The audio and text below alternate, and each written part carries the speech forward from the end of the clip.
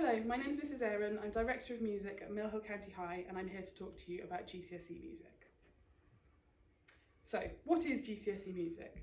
It consists of three components. So you are assessed on performing, composing and appraising, and I'm going to explain now about what each of those consist of. So, performing is about playing or singing on your instrument or voice. And you are required to do 2 performances, and we record those normally in the spring of year 11. And one performance is by yourself as the soloist, but you can have a backing track or you can have a piano accompaniment. And one performance is as part of a group, but when you're part of a group that can be a duet. If you're a piano player it can be you accompanying somebody else. All sorts of options as long as you're doing your own part. In terms of minimum standard, we're looking for, by the time people get to year 11, to be ideally at least grade 4 standard on their instrument. But if you're playing at a higher level, that's going to probably be a bonus in terms of your marks. And if you're less advanced than that, it's not a problem. It just means you might not be able to access top marks in performing. But I would still encourage you to take the course if you're interested. It's never too late to start learning. So if you're in year 9 at the moment, and you're interested in music GCSE, you're enjoying your music lessons in school, but you don't play an instrument or have singing lessons at the moment, please come and talk to the music department, because you can start having lessons now and you would be more than able to get a good mark in your music GCSE. Okay, composing means creating your own music, and this is one of the parts of the course that students often find most daunting because it's something that students generally haven't done much of by themselves. So, by May of year 11, you have to submit 2 compositions.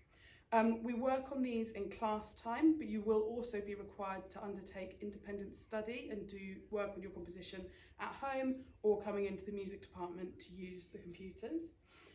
We use Soundtrap, which you'll be familiar with from year 7, 8 and 9, and also a piece of notation software called Flat, but you can choose which of those you use.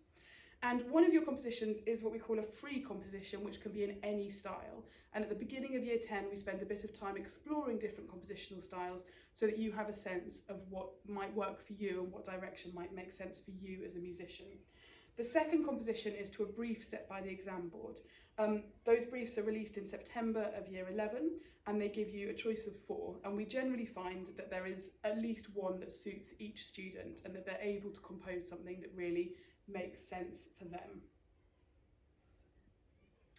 Okay, so appraising is the written part of the course. So we only have one exam in GCSE music, and it's a listening exam. So in the exam, you listen to extracts of music and answer questions about it. And the music that you're listening to in that exam is 8 pieces of music that you've been studying over year 10 and year 11. So by the end of the course, you get to know all of these pieces really, really well. We use a lot of technical vocabulary in studying these pieces, but again, we teach that to you. We make sure that you are confident using that vocabulary, that you're able to identify key features by listening, and that you know what they mean. And we ensure that students are in a position where they're really confident when it comes to taking this exam. We also have a trip that we run for GCSE music, which is Defying Gravity. This one here is from the musical Wicked, so we always take students to go and see Wicked in the West End. Okay, some frequently asked questions. So, if you're not confident on your instrument, you're not very developed on it yet, I said this already, you can absolutely do GCSE music. You don't have to be a fantastic player. We get people doing GCSE music that are, but you don't have to be. So yes, of course you can do it, and even if you don't have instrument lessons yet. Is it a lot of work?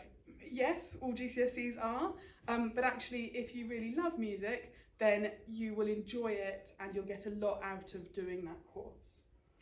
GCSE music lessons. So once a week you'll have a composing lesson in Music Room 3 where you're working individually on a computer to create your own music, and your other lessons will be appraising lessons where you're studying those pieces of music, normally 1 each half term.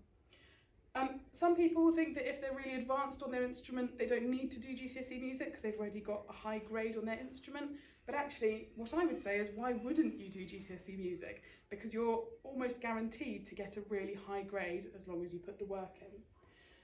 If you're not sure you want to do music in the future, that's okay. If you're somebody that is capable of getting a good grade in music GCSE, then it is a good GCSE to do. It doesn't matter if you're not planning to go on and do it for A-level or for a career, because you can come away from it with lots of skills, positive experiences, and a really good GCSE grade in the bag. And on that note, GCSE results. So I've got some examples here of our recent results. And as you can see, they are really excellent. We have a high proportion of students getting top grades every year. And we also have a high proportion of students from Mill Hill County going on to top universities and conservatoires after doing A-level music. Please email me or come and see me if you have any questions. Thank you very much.